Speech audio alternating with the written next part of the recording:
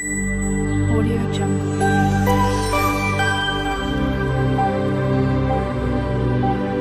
Audio Jungle.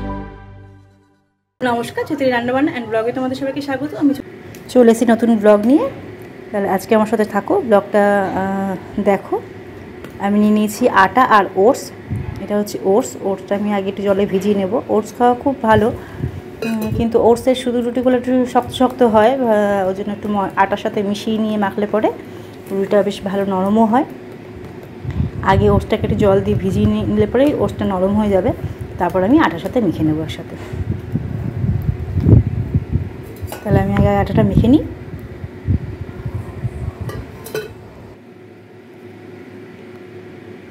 এই যে আমার আটাটা মাখা হয়ে গেছে নরম করে।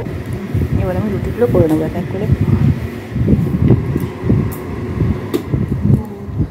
প্রচণ্ড গরম, এত ঘেমে নিয়ে এক হয়ে যাচ্ছি রান্নাঘরে বসে রান্না করতে। আর যেহেতু বৃষ্টির আর দেখা নেই, কালকে একটু ছিটেফোঁটা বৃষ্টি হয়েছিল, আর হয়নি পুরোপুরি বৃষ্টিটা। ওর জন্য রাতের দিকটা ঠান্ডা ঠান্ডা ছিল ওয়েদারটা, কিন্তু সকাল হতেই প্রচণ্ড গরম, মানে রান্নাঘরে দাঁড়িয়ে কাজ করাই যাচ্ছে না। যাই হোক, আমি রুটি কটা করে নিই। ছেলে মেয়ে দুজনেরই স্কুল ছুটি, ওরা তাই রুটি তরকারিই খাবে। এখানে আমি তরকারিও বানিয়ে নিয়েছি, তরকারিটাও হয়ে এসছে। একটু মিষ্টি দিয়ে দিলাম, দিয়ে তরকারিটা নামিয়ে নেবো। আলু দিয়ে তরকারি বানিয়েছি, আলু দিয়ে পেঁয়াজ দিয়ে। রুটি কটা ভেজে নিই। আর আমার মেয়ে আলুর তরকারি হলে পর রুটি খেতে একটু ভালোবাসে বেশি। অন্য কিছু থেকে একটু আলুর তরকারি করনি, বা মানে তরকারি লাগবে কিছু, ভাজাভুজিতে সঙ্গে রুটি খাওয়া খুব একটা ভালো পছন্দ করে না। ওকে তরকারি করে দিলে পরে তাহলেই ও রুটি খেতে খুব বেশি ভালোবাসে।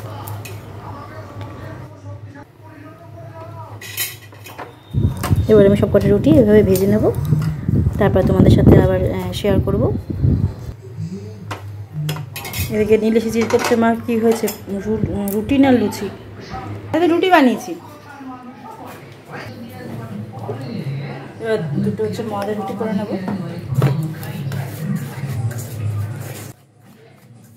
আটা রুটি হয়ে গেছে, এবার হবে দুটো ময়দার রুটি। ময়দাটা মেখে নিই। এই যেমন হয়ে গেছে ময়দা মাখা, দুটো লেচি হবে। ছেলে মেয়ে দুজনেই এখন বাড়িতে, দুজনেরই স্কুল ছুটি।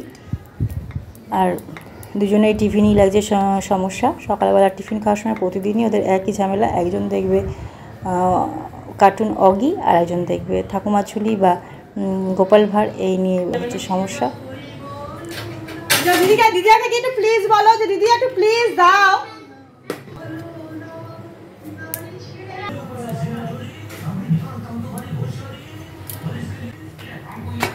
এই নিয়ে প্রতিদিনই টিফিন খেতে বসে প্রতিদিনই দুজনের ঝামেলা চলছে। এদের স্কুল খুললে মোটামুটি এই সময়ের ঝামেলাটা একটু কমবে। দুই ভাই বোন আমি সবসময়ই আছে, খুনসুটির মধ্যে লেগেই আছে। এর এটা পছন্দ তো ওর ওটা পছন্দ, ওটা করবে তো ওটা করবে না। রুটি করলে জায়গাটা ভালো করে পরিষ্কার করতে হয়, নাহলে এই গুঁড়োগুলো সহজে যেতে চায় না, দেখতেও বাজে লাগে। করার পর পরিষ্কার না করে নিলে।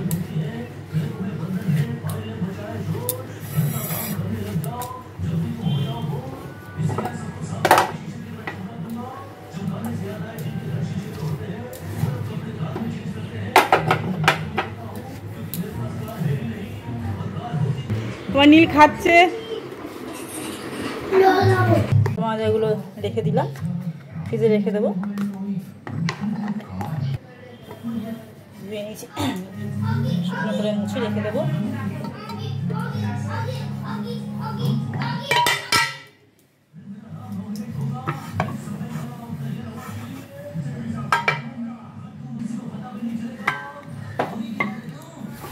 বেলুন চাকিটা আমি এরকম প্যাকেটে রেখে দেবো।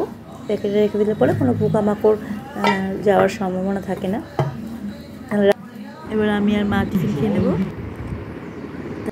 এবার আমি ভালো ঘরের চাদরটা একটু পাল্টে নেব। চাদরটা তুলে নিয়েছি। চাদরটা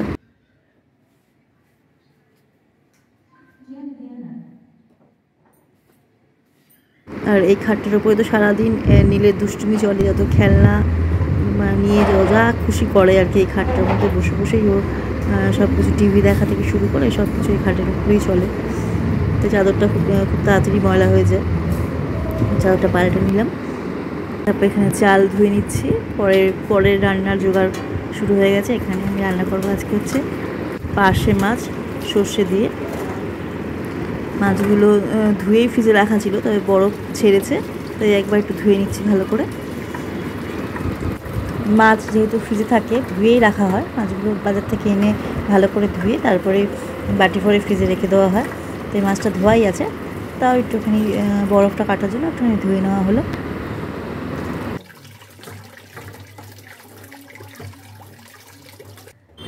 এই মাছগুলো ধোয়া হয়ে গেছে। আর এখানে চালও ভিজিয়ে নিয়েছিলাম, ধুয়ে নিয়েছি বালতিতে। এখন কেটে নেবো হচ্ছে কাঁকরোল ভাজা করব। কাঁকরোল ভালো করে আগে জলে ধুয়ে নিয়েছি, নিয়ে এখন কাঁকরোলগুলো সব কেটে নেব।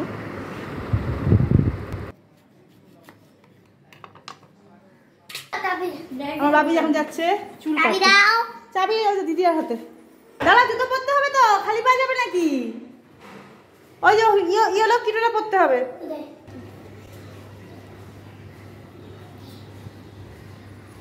দেখো জলটা পড়েছে, মনে হচ্ছে না রোদ্রে, মনে হচ্ছে না আয়রনে ফেলেছে, মেটে ফেলেছে।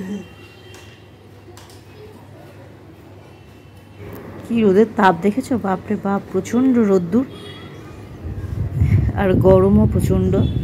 চুলগুলো অনেকটাই বড় হয়েছে, তাই চুলটা কাটতে যাবে। ও যাবে ওর বড়দার সাথে, বড়দাদা যাবে চুল কাটতে, ওকে নিয়ে যাবে। ওই যে বসে আছে, বাইকে করে যাচ্ছে।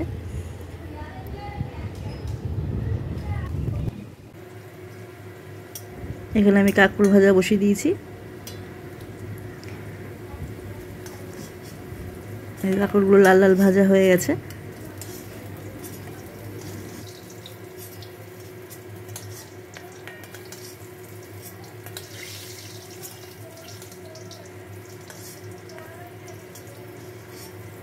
এভাবে আমি সব কটা কাঁকরোল ভেজে নেব। এবার আমি কড়াইতে তেল দিয়ে দিলাম আবার। কাঁকরোল ভাজা হয়ে গেছে সব। এবার আমি ভাজবো মাছে হলুদ মাখিয়ে নিলাম।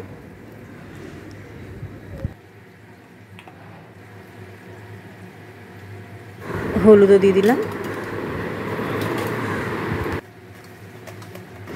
হলুদ মাখানো হয়ে গেছে। এবার আমি মাছগুলো ভেজে নেব। তেলটাও গরম হয়ে গেছে, এবার আমি সব কটা মাছ ভেজে নেব।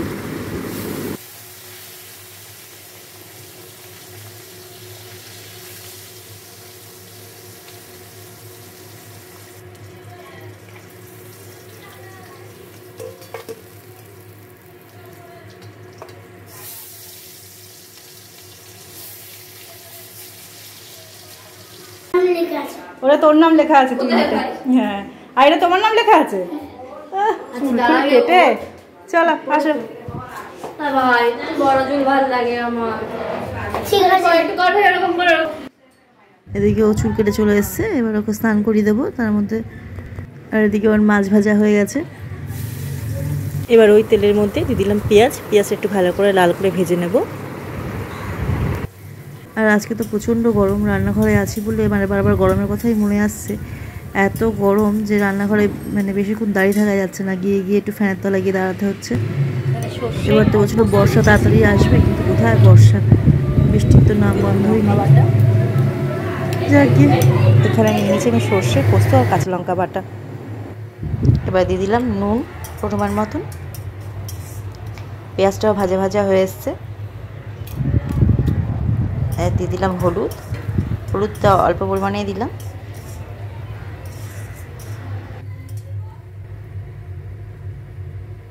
এবার আমি দিয়ে দেবো সর্ষে বাটাটা।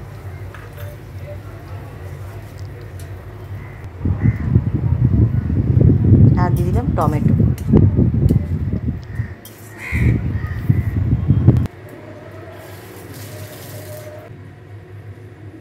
এবার দিয়ে দিলাম অল্প পরিমাণে জল, দিয়ে ঝোলটা ভালো করে ফুটতে দেবো। মাছের ঝোলটা হতে হতে আমি এদিকে রান্নাঘরটা একটু পরিষ্কার করে ফেলি। সিঙ্কটা ছোটো ছোটো যে বাসনগুলো ছিল ধুয়ে এদিকে আমার মাছের ঝোলটাও হয়ে গেছে, মাছগুলো দিয়ে দিয়েছি, ভাজি সর্ষে দিয়ে পার্শে মাছের ঝোল রান্না হয়ে গেছে। কিসের মতন?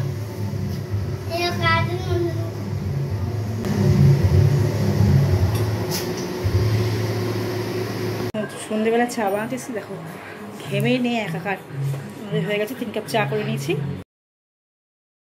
আমি চা নিয়ে এখন যাবো ছাদে, ছাদে বসেই খাবো, ছাদে একটু ভালো হাওয়া দিচ্ছে। আজকের ভিডিওটা আমি এখানে শেষ করলাম। আমার ভিডিও তোমাদের কেমন লাগছে আমাকে জানিও, আর আমার ভিডিও যদি তোমাদের ভালো লেগে থাকে তাহলে অবশ্যই লাইক, শেয়ার অ্যান্ড সাবস্ক্রাইব করো, কমেন্টে অবশ্যই জানিও।